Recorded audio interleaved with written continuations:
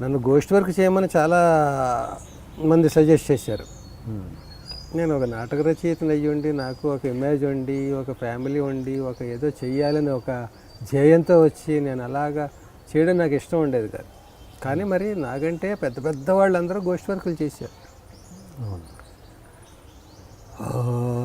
Ghost work చేయడం తప్పు కాదు, అదొక శిష్యరికం లాంటిదే కదా గోస్ట్ వర్క్ అంటే. కానీ నాకెందుకో మరి నేను చెప్పాను కదా, నేను కొంచెం సున్నితత్వం, సెంటిమెంట్లు ఇవనుకో, నేను అలా వద్దనుకుని వెళ్ళాను. నేను